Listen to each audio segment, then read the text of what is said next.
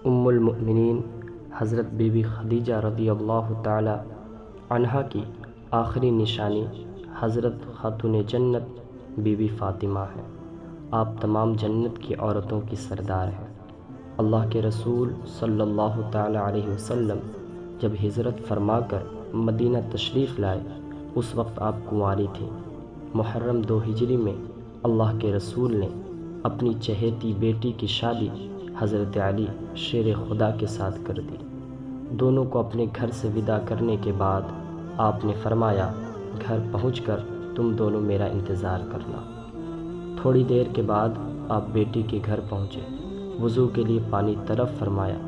وضو فرما لینے کے بعد بچا پانی آپ نے بیٹی و داماد پر چھڑک کر یوں دعا فرمائی، اللہم بارک فیہما وبارک علیہما وبارک لہما فی نسلہما۔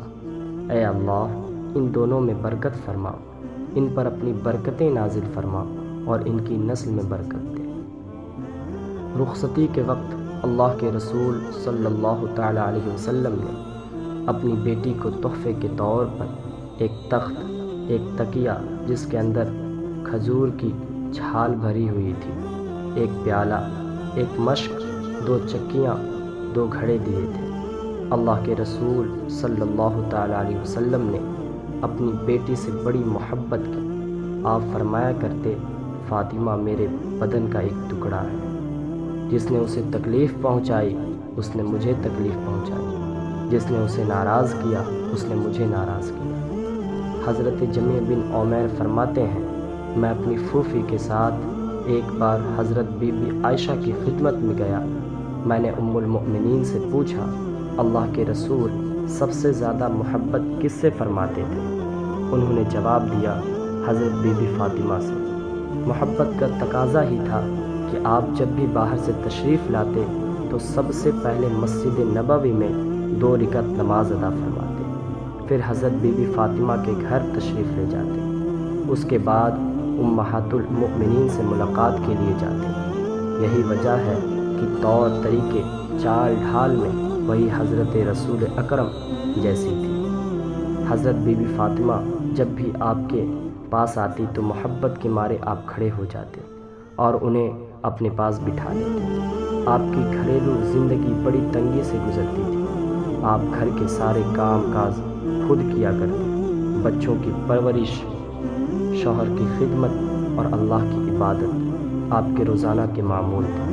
رات کو گھر کے سارے کام کاج سے فارغ ہو کر جب آپ عبادت کے لیے کھڑی ہوتی تو کبھی کبھی ایسا ہوتا کہ ایک ہی سجدے میں فجر کی اذان کا وقت ہو جایا کرتا۔ آپ کی محنت و تکلیف کو دیکھ کر ایک دن حضرت علی شیر خدا نے آپ سے فرمایا، ان دنوں دربار رسول میں مال غنیمت کے ساتھ بہت سے قیدی بھی آئے، تم سرکار کے پاس جاؤ اور ایک خادم اپنے لیے بھی مانگ لاؤ تاکہ محنت و مشقت کم ہو جائے۔ آپ شوہر کا حکم ٹال نہ سکی، چلی تو گئی لیکن شرم کے مارے کچھ کہہ نہ سکی، سلام کر کے واپس چلی آئی۔ پھر دونوں دربار رسول میں حاضر ہوئے اور اپنی اپنی تکلیف بیان کی۔ آپ نے ان دونوں کی حالت سن کر فرمایا، بیٹی ابھی میں تمہیں کوئی خادم نہیں دے سکتا، ابھی مجھے صفہ والوں کے کھانے پینے کا انتظام کرنا ہے، وہ سبھی بھوکے ہیں۔